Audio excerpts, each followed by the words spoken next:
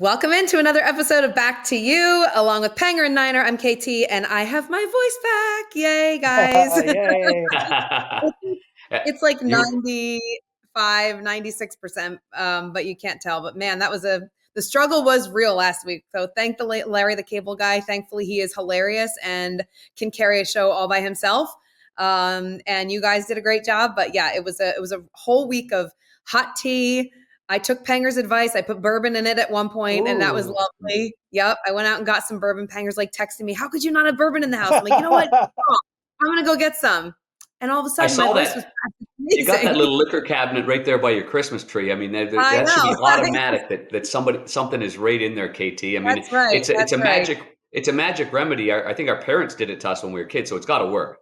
It's got to work. Yeah, I But mean, my you mom were told me my mom rubbed like vodka on our gums when we were teething, and that was what our old we had this ancient childhood doctor. He was around forever. He was wonderful, and he had like old school remedies. And there was one night that I was like 3 or 4, I don't even know, and I'm probably gonna get in trouble for telling this story. No, I'm kidding.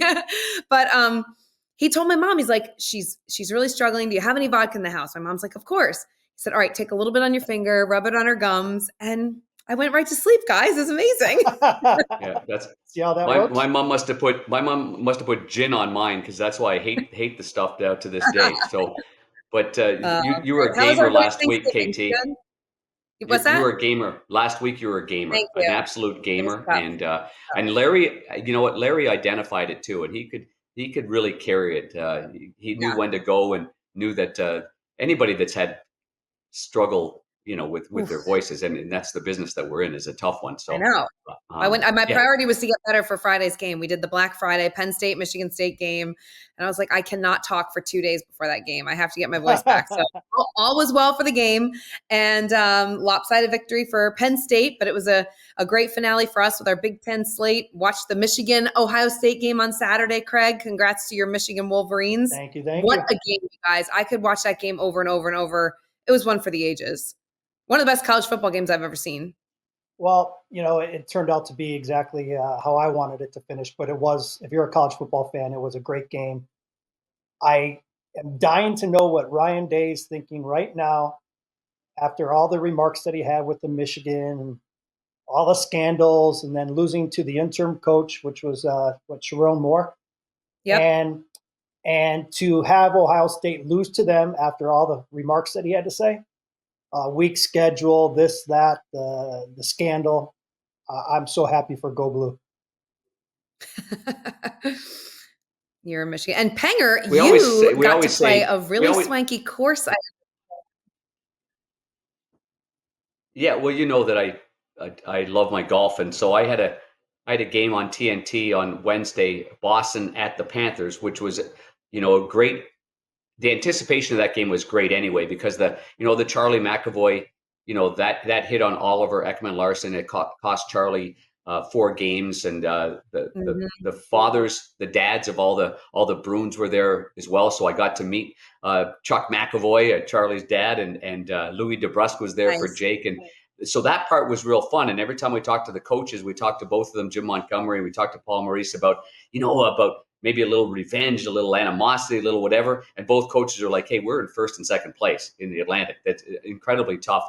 But the game lived up to its billing in the first half of it anyway, because it was aggressive, it was physical, it was mean, it was really exciting. And then until Linus Ullmark kind of he ruined the day for Florida, because he was so brilliantly outstanding that I think he sucked a little life out of the Florida Panthers and the crowd, which, by the way, capacity crowd in Florida. My hat's off to the Panthers. Wow. It's no longer a place for everybody else to go to and cheer for that team.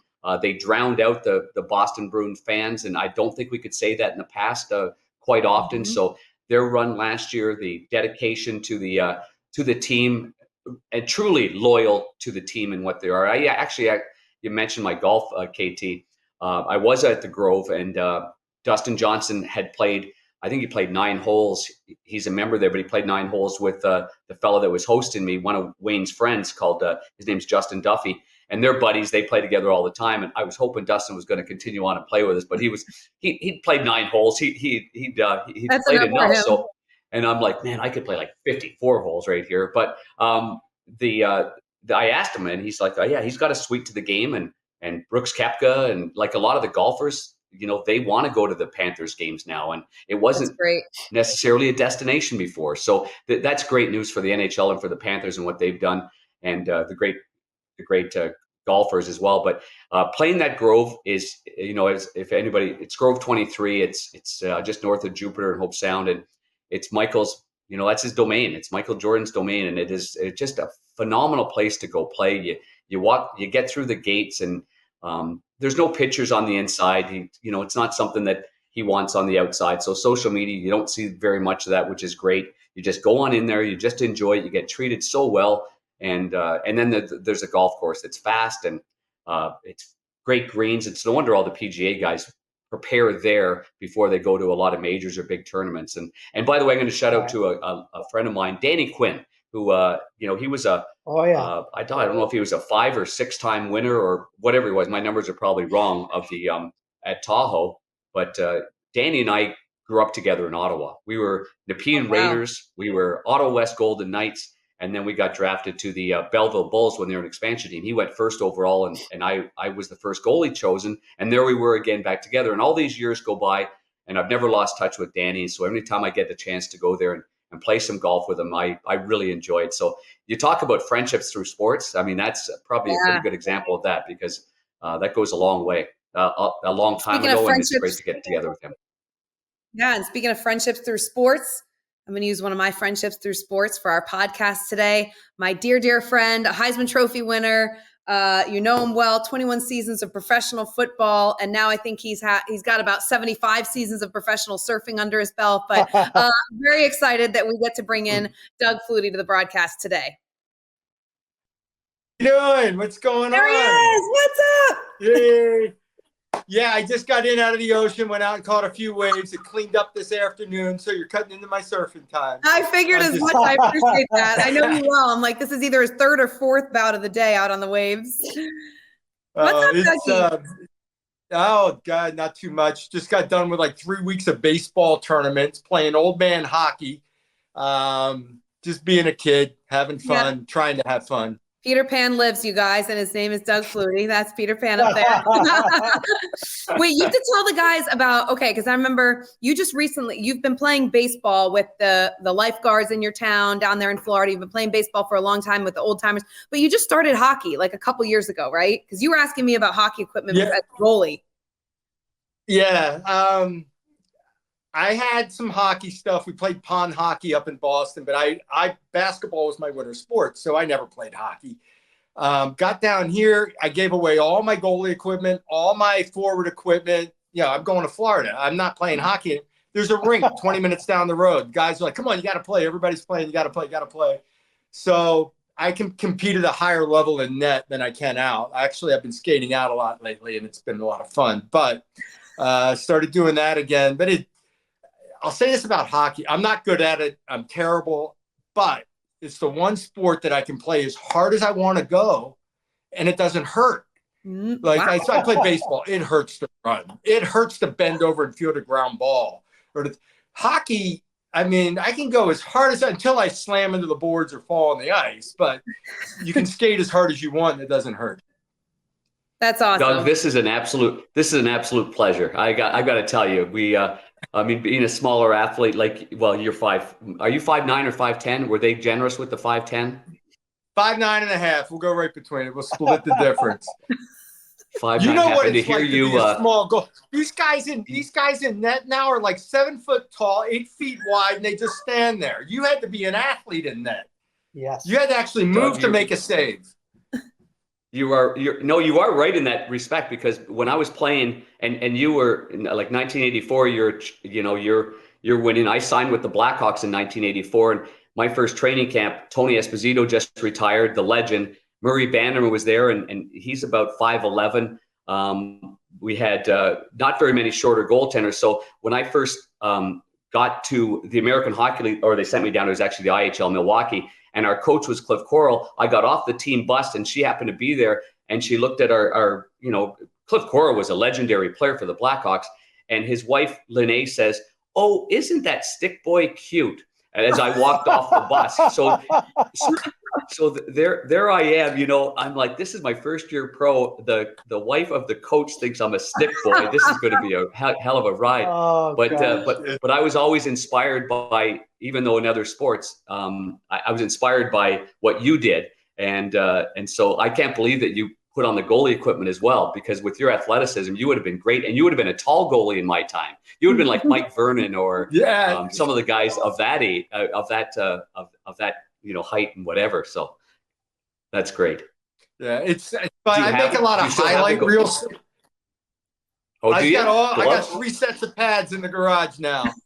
Oh yeah, I make the highlight reel saves. I can't stop the average shot. The puck can trickle in at me. It might go in, but I'm going to make the highlight reel one. I don't know. The old 2-pad stacks? Hey, there you go. Actually, I do. 2-pad stack, the windmill? No doubt. You're totally out of position. Flash the glove up. The rest of the play, but what the hell? Double stack them and slide across, baby. That's awesome. Well, Doug, before you came on, when you played baseball, sorry, Panger. I was going to say before Dougie came on, we were talking about how Panger just went to or just broadcasted the Panthers-Bruins game in Florida. Couldn't get over how many fans there were for the Florida Panthers. The place was packed, sold out. And I know you just took your little grandson, Brady, to his very first Bruins game, right? It was the Tampa Bay Lightning game. So how was that? We went over to Tampa Bay for the Lightning game. Ended up, was that the overtime loss? Yeah. The 4 seconds left. They were leading. Yes. Bruins lost in overtime. But little Brady, he loves everything that's going on. He's eyeing it up. He's watching. First grandson. He's the center of the universe. So, this is, nothing else matters. Everything is about the grandchild. But we almost were going to head down to the Panthers game too. We have, you have to pick these. People think it's right down the street. You're in Florida. No, it's a 3-hour drive to Tampa. It's a 3-hour drive to Miami to get to the Panthers. It's like going Boston to New York. It's an away game. But the Bruins have been a lot of fun to watch. Bruins are a blast right now. I know that they've lost a couple in a row, but they are so much fun to watch. You don't think of Florida as hockey, right? It's Montreal and Boston, Chicago, Toronto, maybe Detroit. But no, Florida, they bought into it. And it's a great experience at the games, both at Florida Panthers and over at Tampa Bay Lightning. Well, let's bring it to another country then, Doug. When you were in the CFL, and by the way, that was the best. 8 years in the CFL for you, and most outstanding player. 6 times, 3 Grey Cups. I'm a big CFL fan. I'm from Ottawa. I was a kind of a Montreal Alouettes fan growing up because Johnny Rogers wore number 20 for the Alouettes. So I go back to that day. But when you were with the BC Lions, did you go to a lot of Vancouver Canuck hockey games at that time?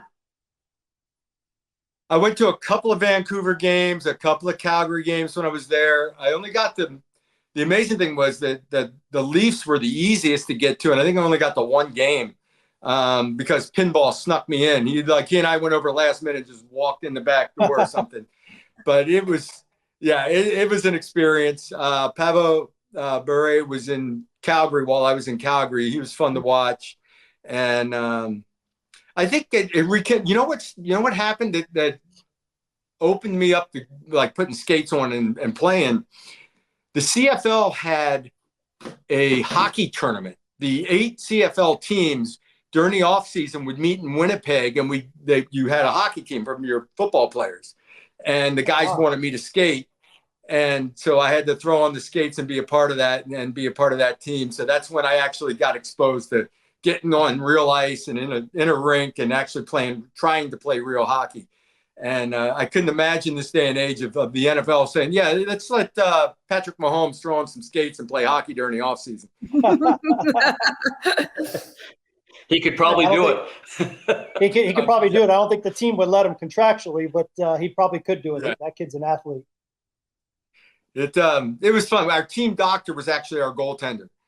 Wow. But the guys, they all played like junior. The Canadian kids on your team were all upper level hockey play. They played up into juniors and then decided to play football. They get to that level, I had to make a decision on what they were doing. But, they grew up with it. I had guys on my team in Calgary that did neighborhood rinks for the kids and kept the rink going, things like that. So it's a way of life up there. It's, no doubt about it. It exposed me to hockey that much more. And that's when I actually, gave my ankles a workout by trying to skate. That's awesome. And So you mentioned you went to a game in Toronto. Did you go to Maple Leaf Gardens then in Toronto? That would have been the time, right? Not the new rink. That would have been the old Maple Leaf Gardens. Great. Not the new venue. rink. Yeah, it was the old Maple Leaf Gardens. It went straight up. I mean, when we were in the top, I don't know. But when you look down, it was like you were standing on top of the ice. And it was more of a box than an arena to me. It was, that's a cool experience to be able to say I was there. You know where I never went? I was there, obviously, Old Boston Garden for me and all that. Yeah. But I never made it to Old Yankee Stadium, which was absolutely amazing to me that I never got there. Wow. Yeah. Yeah.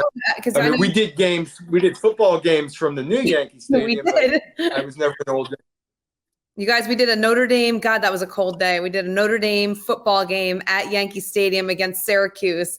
We had a ball. We had our families there. We had a big dinner afterwards. It was so much fun. And it was it was a snowy day. It was awesome in New York City, but it was the new Yankee Stadium, not the old one. But it's so cool because, Doug, you're like a diehard Boston sports fan living in Florida, and you still get to see your team. I know you don't miss a Red Sox game during the season. I love the nod to our dear friend Tim Wakefield there with the baseball cap. I've got that cap as well. I wear it every day when I'm not doing the hair, but working. Yeah, when I'm not working, but just the worst losing him recently. But you are such a huge supporter of Boston sports fans and Boston sports, and I just love that you get to still appreciate it down there in Florida. Yeah, I mean, Nesson keeps us in touch. We watch every Red Sox game. We watch every Bruins game. We live and die with those. I've been more. I tell you, the Red Sox had a down year this year, but the Bruins have become more and more fun for me. I mean, last year was absolutely amazing, and then what happened in the playoffs, but it was just a shock. But Nesson keeps us in touch with it. And then I get back. I make sure we get back and get to a handful to get to Fenway, to get to some games. It's Laurie's happy place is going to Fenway Park. So when we're in town, we got to go to Fenway and we got to do certain things. So it's still a big part of our lives. We're connected with the Boston sports fans. The Patriots are miserable to watch this year, so it's frustrating. God. What is going to happen, Doug? What is going to happen? Like, is Belichick's gone? I don't know. Throw the ball to the guy on your, the guy wearing the same colors. Throw it to that guy and have him catch it. That's all you got. Throw it to the guy, right? And if you're simple, it's I'll tell you. Have they called you yet? Yeah, to come it back? seems so simple. I can make a comeback and I can hold for field goal. I have no doubt. That's it. Now, someone's got to come out and pick me up. I can get down to one knee and hold for field goals, but someone's got to be responsible for picking me up and get me back to the sideline. Oh my God! It's frustrating. I look at the quarterback situation. He's just lost all his confidence. You can see it happen over time, and the weight of your world, it just gets heavier and heavier. And you would think that getting pulled and stepping back and letting the other guy go for a while actually relieves that tension for you. And if you were to get the opportunity to get back on the field, then maybe, in a different situation. When you're thinking about it all week long, you had a rough week the week before, you're losing games, you can't get things done. That just builds. Mm-hmm. And if you say, okay, we're going to bench our starter, what it does for the starter is you step back now in a relaxed atmosphere and take a good look from 10,000 feet and realize, it's still just football. Yeah. And then when the opportunity comes to get back on the field, maybe he plays better. I don't know. It's very frustrating to watch. The fact that you can't get the ball in the end zone, you can't score points, you can't score 10 points. 2 weeks, it just couldn't even make a 30-yard field goal to put it in overtime. And I with the way things went this year or have been going, right? They get in the field goal range, chip shot area, and I turn to my wife, I go, he's going to miss it. It's raining out. Oh, no. It's gross. The pressure's on him. He's going to miss. It's not. She's like, shut up. It's almost like I willed it to happen, but Doug, it was typical the way the season's gone. And from a mindset of being a former quarterback, like Is it that scenario where you need a change of scenery? Would that do Mac Jones better? I think, yeah, for Mac, I think change of scenery helps. Like, you get a fresh start. You know, maybe the end of the season he gets released or traded or whatever happens. But, you know, like I said, even just the stepping back and being benched and sit for a week or two, see it from a relaxed position before you jump back into it. It unloads all that burden. And I know it's hard to, and I don't know what it is. It's the new, like I've been on, the only situation I can relate to it is when I first went to Canada, British Columbia, we were losing, head coach was under fire, and they made a coaching change. And the day that like, the players feel the pressure for the coach to win. Yeah. Mm-hmm. And the day that they fire the head coach and somebody gets elevated to this, it's like the weight of the world was just lifted, and it's a fresh start. And I can't, you know, it's all pressure you put on yourself. It's all in your head, but there's something very real about it. But does that come from Belichick by not naming a starter? It's like it's a game. We don't even know who the starter is until Sunday morning or to kickoff. I don't think he knows. I don't think he knows right now. I mean, Zappe went right in the second half and first series, bang, bang, bang down the field. Here we go. Okay. Yeah. And then another pick. Nothing happened the rest of the way. Maybe just go ahead and make the other guy, make Zappe the starter, sit Mac. And then if things are going poorly, coming off the bench was a lot easier. Even though you didn't get the game prep, it was a lot easier coming off the bench in a no-lose situation where, okay, it's already fallen to pieces. Let me go just play. And Mac's just got to get back to the point where he's just playing. Now, I will say this. The Patriots have never had and don't have these explosive wide receivers. Mm-hmm. They don't have even when Tom was playing, Tom made everybody better, but Randy Moss was the only big time guy he ever had that, like all these guys that Tom made into superstars, and they signed their big contract, goes to free agent somewhere else. They never have another year like that, right? So Tom was something special, but they just don't have the game changer at the skill positions. And Doug, explain, Doug, if you can. Oh, go ahead, Panger. No, KT, go ahead. I just had a question just regarding Belichick, because obviously the microscope is on him, and you look at a kid like Mac Jones, no confidence. Is he going to get it from a guy like Belichick? You know, you played for Belichick. Is he as difficult as a player as he is what we see in the media? Like, could you feel like, could he make it better for you if he instilled that kind of confidence in a guy like Mac Jones? Or is he as tough on his players as he is what we think he is? I think he is. Mm-hmm. And I think when things go poorly, it's tough. You know, a guy like Tom had the ultimate confidence and had his success. So as the years went by, if there were struggling times, you recover from that easily. I needed a guy for me to be successful. I needed the coaches that wrap their arm around. Don't worry about that. It's gone, right? That interception's over with. It's move on. I kind of needed that. I needed that guy that I was willing to go out on the field and just take chances and not care. And what happens is when you're looking over your shoulder and you're afraid to make mistakes, you stop making big plays. Mm-hmm. There's times where you got to fit that ball into a tight window. There's times where you've got to anticipate, trust your judgment, and just turn it loose. And what happens when you're looking over your shoulder, afraid to make mistakes, you stop doing that. Mm-hmm. And you take the safe bet. It's a little tight, not there. Hit the check down 4-yard gain, you know, and you stop making big plays. Right. And I played like that under certain coaches. And then there was other coaches where, perfect example, Don Matthews in Toronto was my head coach. We had won a Grey Cup already the first year. The second year, he comes in, he had a new offensive coordinator for me, a guy named John Jenkins. John comes in and says, I love John Jenkins. He and I got along great. We win another Grey Cup together. But he brought John in. He said, Doug, this is John. John, this is Doug. John, stay out of the way. Doug, this is your offense.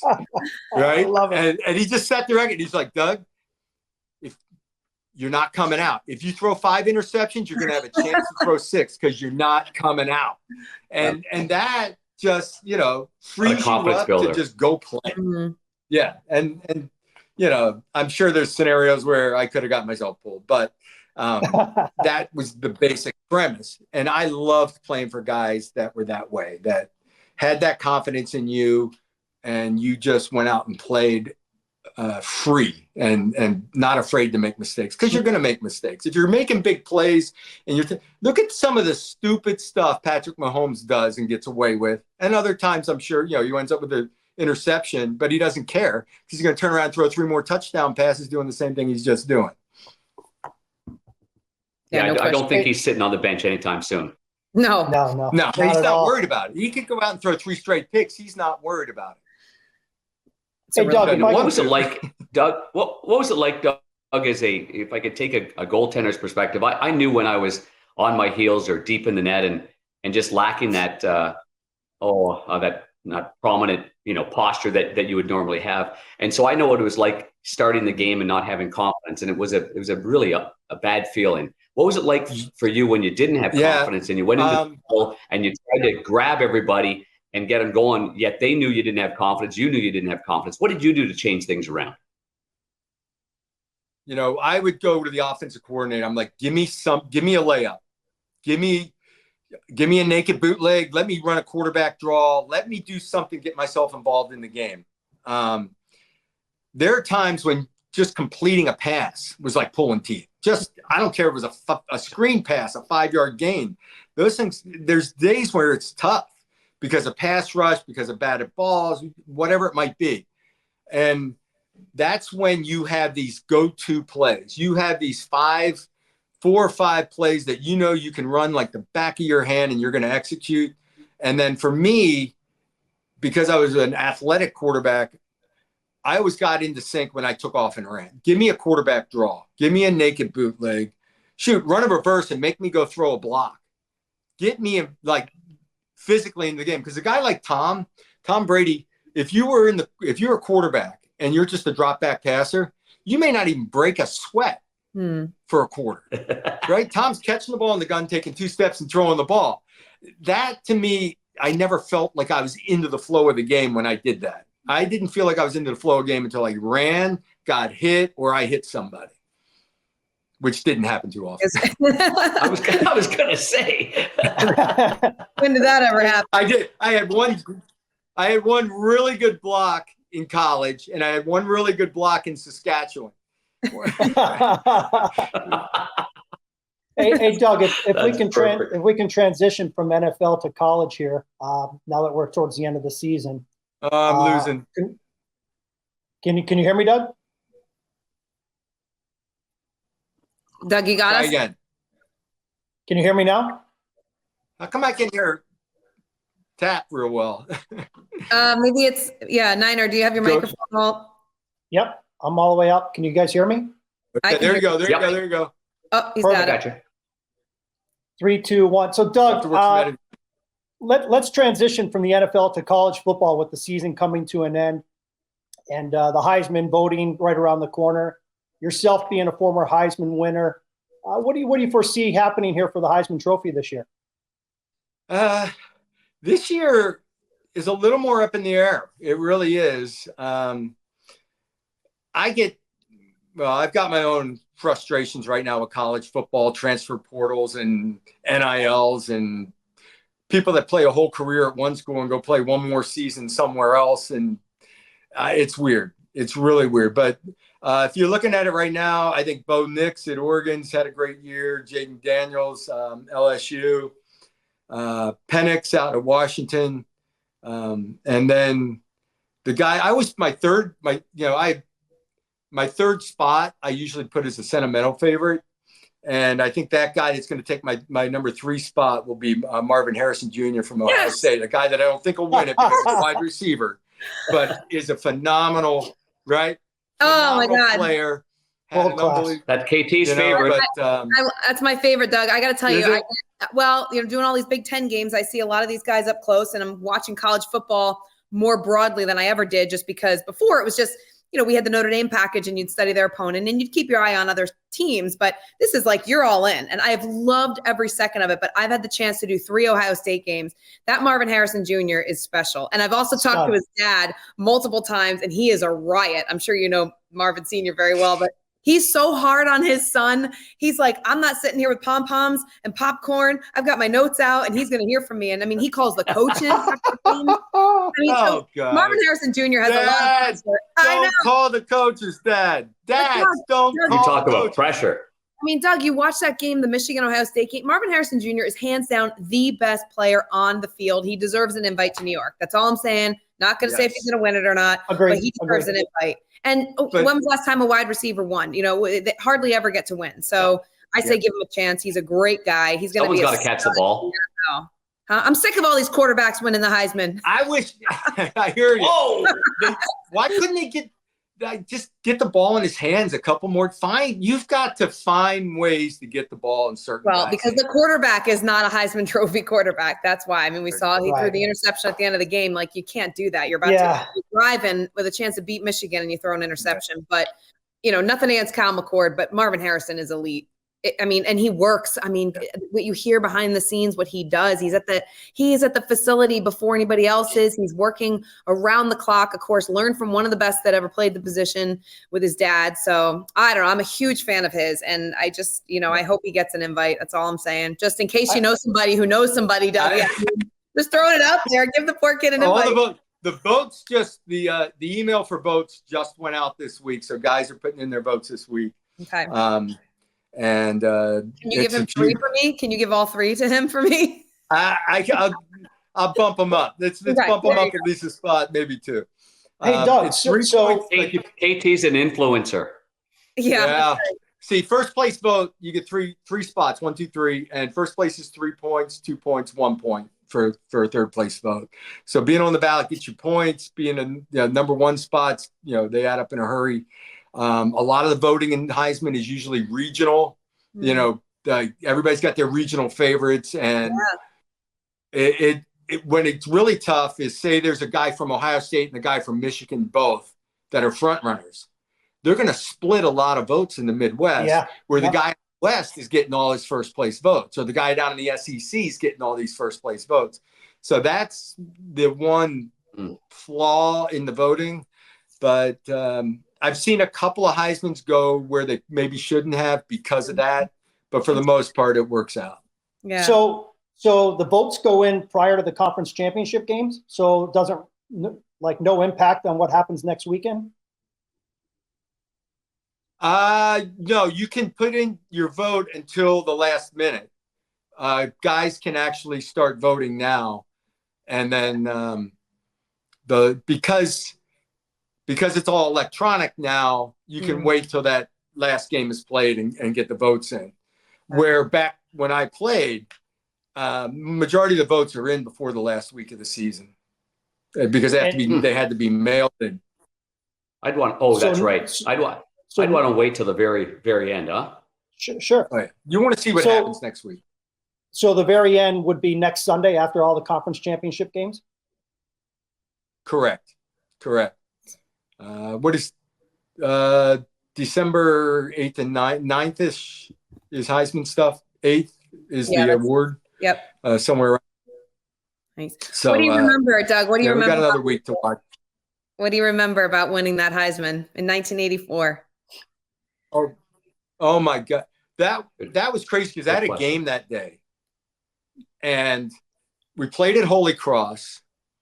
After the game, I jumped in a limo, or it was a van actually, went to a local airport, put me on a private plane with Laurie, with my parents.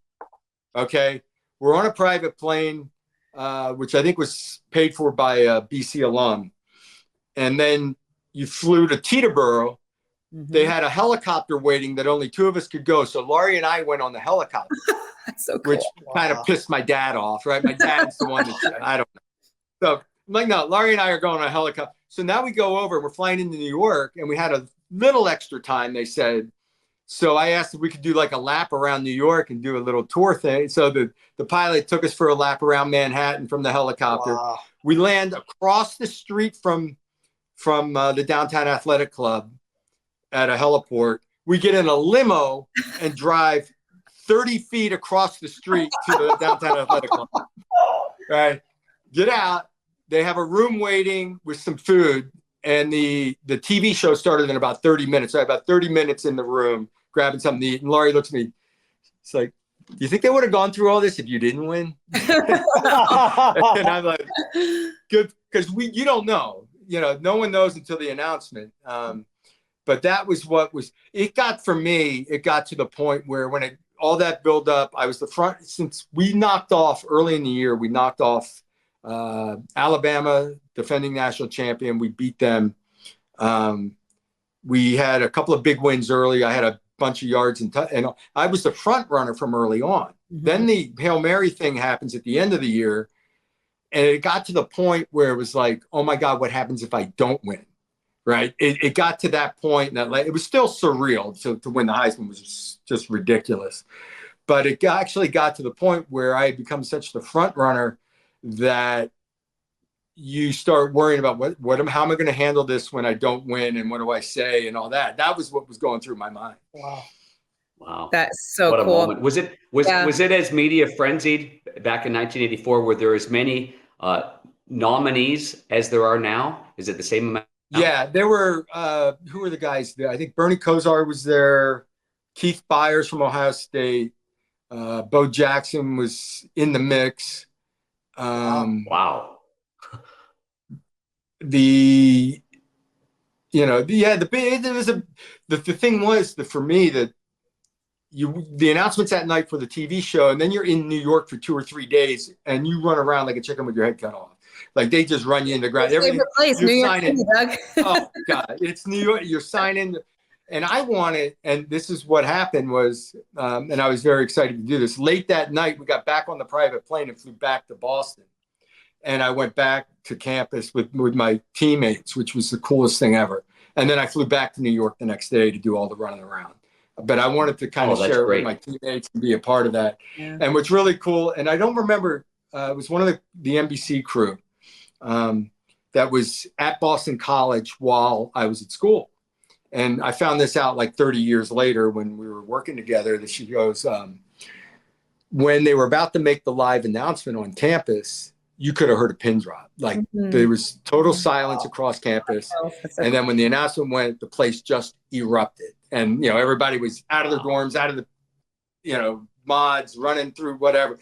And to me, that was a really cool story because I didn't know all that. I didn't know that. You don't know how people were reacting or feeling or, and that was really cool for me to hear the stories of individuals on campus during that time. And the Christmas present that year became the Sports Illustrated cover, right? I had the sign. Yeah, I got back to my dorm or in the mods, and I had stacks of thousands of Sports Illustrateds with tags on them to sign to so-and-so for Christmas.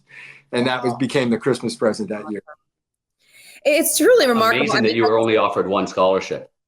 That's the thing is that, Doug, you embody like the American sport dream, because to Panger's point, you only had one scholarship at college. You were a sick athlete. You can play every sport and you do every sport well. But, that defining moment, versus, of course, the Hail Mary, the season leading up to the Hail Mary was outstanding for you in Boston College. But you guys, traveling with Doug, it's like he looks like he's right now, a t-shirt, a baseball cap down. He's got his backpack, his little wheelie suitcase, and every single person in the airport recognizes him. I lost the tap. Are you there? Can you hear me? You got me now, Doug? Can you hear me now? 1, 2, 3, 4, 5. It's all right. We'll get you back. You got me back a little bit? Testing 1, 2, 3, 4, 5. You got it? 4, 5. 1, 2, 3, 4, 5. You good? All right. Let me just reverse and I'll trim it down. Can you hear me, Doug? Doug, you got me? No? 1, 2, 3, 4. Shoot. I'm killing you. That's okay. No, you're good. You're good. Can you hear me now? Heisman Trophy winner. Yeah, you got me now. Can you hear me? Yeah, we hear you fine. Can you hear me? There you go. Yeah. Go ahead. Re-ask. All right, I'm going to re-ask the question. Guys, what's so cool about, I mean, Doug, you embody the American sport dream, right? Every little kid that grows up that wants a scholarship, that wants to do something great, you did that. You know, you were only offered one scholarship in college, but look at the career you've had, the Heisman Trophy, all the accolades, 21 seasons of professional football, every sport in the world you want to get out there and play, basketball, you know, swimming with the lifeguards. But when I travel with you, it's incredible who recognizes you, and it's everywhere, you guys. He's literally a phenomenon. You're an enigma. There's nobody like you. And it's just so much fun to see that now, how many years later, you still have such a following and this loyal, passionate fan base all throughout the United States, that because you are what everybody wants to be, right? The undersized, the not acknowledged, everything's fighting against you, and you go on and achieve greatness. It's like, you can do it. You know, it's the ultimate American sports dream. It just looks like a young kid still to this day. Yeah. It's very flattering to me when those things happen, because I've always had the chip on my shoulder. See, I don't see it that way all the time. You know, I'm still trying to prove myself. That's why I'm playing in these stupid old man baseball tournaments and I play hockey. I'm still competing. I'm still trying to make it. I'm still trying, you know, it's like, I've always been trying to measure up, and I don't know. I'm out there playing old man baseball and pissed that I didn't turn the double play because I had a little bobble on it or something, right? And I'm going over, and some guy's pitching, and I hit a ground ball base hit, or I beat it out. And I'm thinking to myself, I'm sitting on first base. I go, you think John Elway or Dan Marino is doing this? Like, you know, they probably can't. That's the point. They're not in the shape that you're in. They probably can't play that. That's what I keep going about. It's like, I'm still trying to. There you go, eugenics. You know, I don't know. I just it's the way I'm built.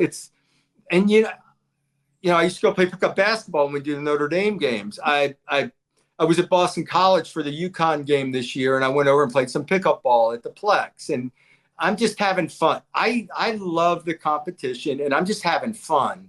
And to me, you didn't have to pay me to play football. You really didn't. You had to pay me to show up and practice every day. But to go out and get on a national stage and play 11 on 11 or 12 on 12 in Canada against other guys, somebody's organizing this game for me, and I get to go play. That was fun. That's, you know, and I've always viewed it that way. That's why if guys are playing pickup ball and I'm driving by the court, I'm going to stop and play. I enjoy that. That's awesome. It's just now it hurts a lot more. They don't have to see me rolling out of bed and crawling across the floor, but I enjoy it. It's always been fun, and I'll compete as hard in the 3-on-3 down the street as I do on Sunday in an NFL stadium. But Doug, isn't the bottom line though? Never underestimate an athlete with a chip on his shoulder. I no doubt. You know, isn't that? Right. I mean, that's why Tom played as long as Tom played. That's what it motivated on a daily basis. He's still trying to show those guys they made a mistake on him in the draft. And that's just, you know, Tim DeWhite was an undersized receiver, kick returner, played with me in San Diego, also New England. And Tim and I would get up we would be the first ones there. We'd be running the hill in the back of the facility at San Diego. And we'd be the other ones out there. It's like we had to prove every day that we belonged, while the other guy had to prove he didn't belong. And that's just what kept us motivated on a daily. And for everybody, it's something different that motivates you, that gets you up every morning and gets you out of bed and running 5 miles or whatever it is you do. Yeah. And that was, you know, who we were, because we felt we had to prove every day. Every day they're looking to replace us. And that's the way we approached it. Yeah. Well, I have to say, I see your T-shirt for the Flutie 5K, and you know we've got to bring up another very big passion for yours. But your son, Dougie Jr., born with autism, and you know you have done you and Lori and your family have done such an amazing job with the Doug Flutie Jr. Foundation. The 5K being one of that. I know you're up in Boston running the marathon. You get such a great turnout for your marathon team. So, how's Dougie Jr. doing? And give us an update on the foundation and maybe what's next that fans can maybe chip in and help out. Dougie's awesome. Dougie's 31 years old. He's 6 foot. He's taller than me. He's physically fine. Physically he jumps in and out of the pool, swims a little bit. I get him on a surfboard once in a while in the summer, especially in the little waves. He'd rather fall and crash and burn in the water than actually ride it. Comes up laughing. He has fun.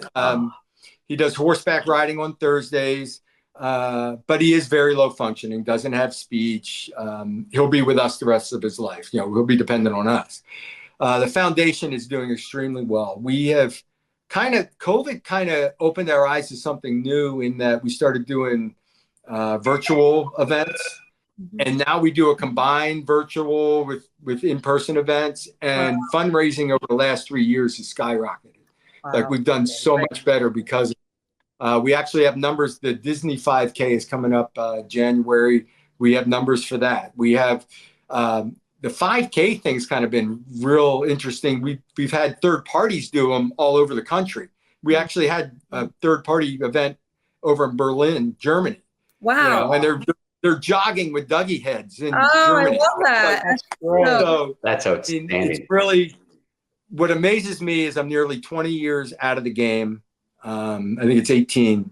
And the foundation is stronger than ever, which I did not expect. I expected, the slow descent. But we've celebrated our 25th anniversary this year. We had basically a party at Fenway, and it was awesome. It amazes me that we've been doing it for 25 years, and the people have supported us all these years. Boston primarily has been our solid base, but the Buffalo area as well, and all over now. Shoot, people are running around the world with Dougie heads. Pretty cool. And what about that's a great compliment to you and your wife? Yeah, I mean, it truly is a testament. I mean, I know Lori works around the clock with Dougie. I know she's very involved with the foundation, and every single event you guys are there hands on. Is there any update as far as like research or advanced medicine or anything that we should know that would be beneficial to, maybe finding a cure or figuring this out? I have my own view on a lot of things, but really only more in treatment, more in the way it's just the diagnosis earlier, the earlier the better. Get them into early intervention.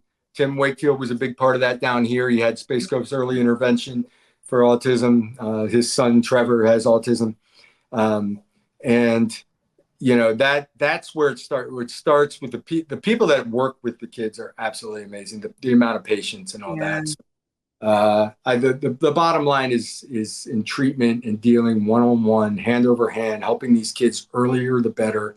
And right now that's where it stands. Yeah, great. And I just, more and more. I will say this, that our legacy, when we first started our foundation, basically, if you picked up a textbook, it would read that autism was caused by bad parenting or neglect that the kids would receive. And that's not the case, obviously. I think the thing that we've done is brought a lot of awareness to it over the years. And we kickstarted a lot of other foundations like Autism Speaks and others that have raised millions and millions more than we're capable of doing. But I think our difference will be the initial awareness level that we brought to it.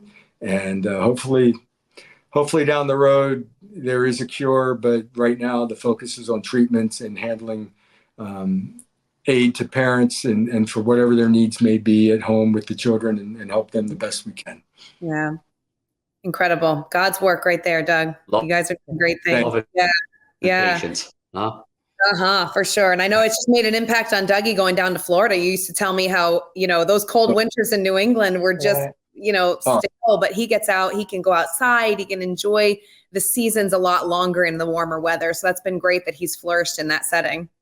No doubt about it. We get him outside a lot more, and he's able to do the things like at the beach or even to see him independently decide, I'm jumping in the pool. He can tread water. He treads water. I wouldn't say he swims, but he treads water. And he'll just all of a sudden make that decision. And you see, he decides, I'm going in, I'm whatever. That's the stuff that is so cool to us. Yeah. So cool.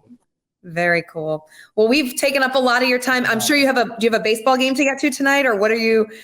Actually, we have a foundation board meeting. Okay. Soon. All right, great. Good transition then. You know how great I am at meetings and sitting inside, not being able to get out. At all. You guys, I would see Doug foster like this. claustrophobic. He'd be going. He'd be looking at me like, "Tap, are we done? Are we done?" I'm like, "No, we have like 3 more hours of this. You have to sit there." You guys are really going to ask more questions? Really? I mean, what do you guys? It's football. He's like, "I already know everything I need to know." I'm like, Oh, "All right, I love it. just sit there and be cool." I hear you. I go into that production truck, and I'm claustrophobic in those environments. I gotta get out. I'm out of the truck. I got to get up and walk. I'd walk laps around the table. I got to Oh, move. those are great stories of our broadcasting days. We had a lot of fun. We had a good crew. We had a lot of fun. Bring a whole bunch of hockey pucks and throw them at you, Dougie, in the truck. Then you'll get. That's right. Okay, then you're like that. I'll say one last thing too, Doug. Watching all those Nugenics commercials, and I see you running around with your surfboard, no shirt on. I'm sitting on the couch with like a Mountain Dew and popcorn in front of me. I'm gonna start popping these Nugenics like Tic Tacs to see if I can get a body like you. I'll tell you what, I had a cold the last week or so. I've kind of been down and out and hadn't done a lot. Had a little cold, and the wave started to shift, the wind shifted, and there was a little bump in the wave. I'm like, I got to get my butt up and go. And I made get yourself off the couch, get up and make yourself go do whatever it is you do, because it just becomes easier and easier to sit. Just keep moving. Yeah. Keep moving. A body in motion stays in motion, right? Absolutely. Yeah. Well, it's great to see you. Good advice. Our best to your family. Happy holidays. Thank you so much for coming on, Doug. It's been fun catching up with you. So much fun. Thanks a lot, guys. Thank you, Thanks, Doug. Doug. This has been a pleasure. Thank you. Oh my gosh, you guys, another episode of KT Brings Her Friend to Work Day. But I got to tell you, I mean, he's one of my favorite people to be around. And what I didn't say, and I wanted to say, but we got sidetracked, was when I mentioned all these people that stop him in the airport. And I'm telling you, he's the most, like undiscoverable person, because he's short in stature. He's got his baseball cap down. He has like one little wheelie suitcase, a t-shirt. People spot him from a mile away. It's unbelievable. And he stops for every single fan. He signs, he takes pictures. He has grown men shoving their kids in his face, trying to take a picture, knowing that the grown man is really the one that wants a picture, not the 4-year-old who has no idea who this person is. He's an incredible person. He does so much for everybody. And I love him to pieces. He's been fun to work with, but more importantly, to get to know with as a friend. And I could sit for hours and listen to those old time stories of his. I just love it. KT, sometimes you don't know what a person is really like. And that's what's been fun about having you or Niner bring in, friends. I mean, this is what this show is all about, is it's also an opportunity for some of us that may not know them very well to get to know them a little bit better. I would not have known that about Doug. You see him on TV when he's been working in that area. You see him as an athlete, but to know that he treats people like that I'm not surprised, but it's so great to hear that kind of thing, because that's what we got to do. Like, Exactly. Transporters of. We're blessed to be in these positions. Exactly. You've got to make the most of the platform you have. And I'm telling you, I would tell him afterwards, I'm like, you're exhausting to travel with. Yeah. Like, really and truly, I'm just going to leave you at the TSA pre-check, because God bless Lori. She's been doing this for however many years, but it's amazing. He stops for everyone. Well, so he'll be 95 years old. He'll be on the surfboard. He'll be playing pickup hockey. He'll be in the net. He'll be playing baseball. He'll be a point guard. And all anybody wants to talk to him is that Hail Mary pass against the University of Miami. And that'll, how good is that? But I remember him as a champion in the CFL. I mean, he won with 3 different teams. I mean, it wasn't like this guy he exudes winning. And there was just something about him. He got on the field and it was like, okay, something magical is going to happen. And to me, that's just amazing.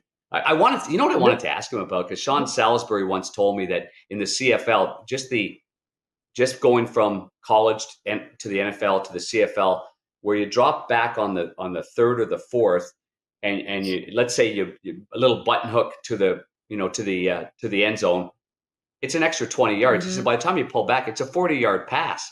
Right. So the difference is between the two, like. I know it's just 3 downs, it's a wider field and all that kind of stuff, but man, some of the throws you've got to make there, and in the brutal weather of all brutal weather. So you got to be hardy as well to win in that league. Sure. So anyway, that was a real pleasure. I really enjoyed that. I didn't realize he won that many Grey Cups. That was Mhm. crazy. Well, let me tell you, big guy. Yeah, and you talk about his gunslinger. Let me tell you something. We were playing on Fridays when we would do Notre Dame games. We'd always kind of launch the ball back and forth and play. Doug always needs to have a football in his hand. And there was one Friday afternoon. Chris Sims was there, and he's launching these bombs to Sims in the end zone. And it's cold, right? I had gloves on, but it was a cold, blistery winter day in South Bend. And Doug said, "Tap, go long, go long." And I'm like, "Yeah, I want to catch him," right? So I'm running into the end zone. It must have been a 50. I know he was past midfield. So it must have been a 50, 60-yard bomb. And he launches it, and I caught it. Oh. The damn thing nearly knocked me over, and I thought I broke every single finger. But I was like, I got the ball! And everyone was going nuts, and they ended up airing it in the broadcast the next day, and he and Tirico had fun with it in the booth. But I mean, I was like, that was the greatest sporting moment of my life. I just caught a Doug Flutie pass, and I almost died because of it, because my fingers are numb, and there was so much on that in ball. South Bend. And I don't know. In South Bend on top of yes, it. In South Bend. At Touchdown Jesus was right there watching you. Yeah. You know what? Touchdown I Jesus said. gotta maybe we can roll it in the podcast here, but it was. You got some help though, KT, because if that would have went through your hands, it would have schmucked your nose, and it would have just been a disaster. I think that was all I cared about. Like, don't let it hit your face. Brady. But oh, my nose. Bare hands, no gloves. Yeah. You would have been bleeding like you read about right there while Touchdown Jesus is looking over top of you. Oh my goodness. My career would have been over with. But hey, he talked about the Heisman voting, and Niner, I want to kind of transition to you here to give us some ideas of where these odds are right now, because we got a voter's perspective, a Heisman Trophy winner, to tell us, what his thought was. But what are the people saying? Yeah, in the betting. Actually, yeah, years. We got all the updated odds this weekend, and after a great weekend of college football, this is the first Saturday I've been able to sit on my couch in God knows how many weeks, and to actually watch some of these teams and some of these Heisman candidates up close.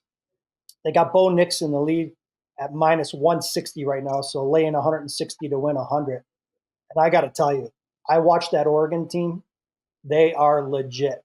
They are probably one of the fastest teams I've ever seen. So many next level players.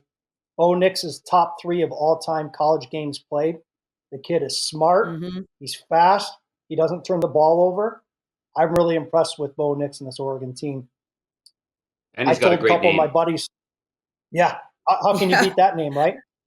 We had actually discussion with a couple of my buddies over the weekend. And listen, at minus 160, I think you're still getting a steal on Bo Nix if you get a chance to get to the window. But for KT, and who's up next after Marvin Harrison Jr. for KT, because this has been an ongoing support love fest, which I greatly admire, because as you guys well know, I'm a little bit I'm a little bit one-dimensional. As you guys know, I'm a hockey guy, and I just love golf. So I don't watch a lot of college football. That's two-dimensional, Panger. That's two-dimensional. Oh, yeah, that's right. Okay, I'm two-dimensional. Good point, KT. Thank you. All right, so give me Marvin. Niner, give me some Marvin Harrison odds. What should I be putting my money on him right now? Listen, Marvin Harrison, you can't go wrong with him. I mean, if you're looking for a long shot, you can sprinkle a little bit there. But as we know, it's basically a quarterback, running back field. Unfortunately, that's what the Heisman's about. But you can't tell me that Marvin Harrison Jr. probably isn't the best college player out there right now, and definitely going to transition to an all-pro NFL career without a doubt. But for me, it's Bo Nix. We learned something interesting from Doug in regards to when the actual committee is able to start their votes. They can actually start as of today. It's done electronically, and they can go all the way up until after the conference championship games are over this weekend. So it could influx a little bit because you have Bo Nix playing Washington. Yeah, you might as well hold it if you have a chance to vote. When did you say Sunday? But like, for example, Bo Nix is playing in the Pac-12 championship game. They're playing Washington. Michael Penix Jr., I believe, is third in the odds right now. So who knows if Washington upsets Oregon, there could be a big transition and who's going to go first or third. I just don't see it. This Oregon team, they're opening up as a 9.5-point favorite against Washington in the Pac-12 championship. That tells me everything I need to know. I don't see them losing. And as long as Oregon beats Washington, it's got to be Bo Nix. Yep. I agree. Okay. I agree for sure. All right. That put your money where your mouth is there, Niner. Go drop 30K on this guy. I've got my Monday night beer hockey league, and I drive right by the DraftKings Sportsbook at the TPC here in Scottsdale, and I'm stopping and I'm going to the window. Nice. I love it. I love it. I like it. Well, guys, this has been a fun episode. Always good to see you guys. I'm glad to see you all survive Thanksgiving craziness. Well, great job getting food hangovers are common. But also great job getting getting Doug here. It's very timely and great to talk to another little guy with gumption athlete. That's always fun for me, I got to tell you. So he's a big hero of mine growing. That's awesome. And to have him on our podcast is very special. So great work, everybody. Oh, awesome. I didn't know that, Panger. Well, I'm glad we could bring you some joy on this Monday. Lots of joy. For us undersized athletes like Panger and myself, growing up back then, if you weren't 6'2", 6'4", 240, you weren't going to make it anywhere. So to watch him, which is most people, so, yeah. To watch him accomplish what he accomplished in that day, man, what an accomplishment! Yep. That was a That's why I'm telling you guys, he embodies what the American sports spirit is all about. Yeah, that's exactly Just play right. your heart out. Do your best. I can remember going to practices with him, and he would watch athletes on the field. He's not looking at who the starter is. He wants to see who the athlete is, who's got the will, who has the mentality, because that's going to be a superstar. It's not just about it's the intangibles that make these athletes great. And Doug had every single intangible possible, and then he had incredible athleticism as well. So, and very generous with his family and his friends. And I'm glad you enjoyed it. Yep. Until next time, guys. Sounds good. On the Back to You podcast. Love it. Great job, guys. Thanks, Doug. You got it. Well done, everybody.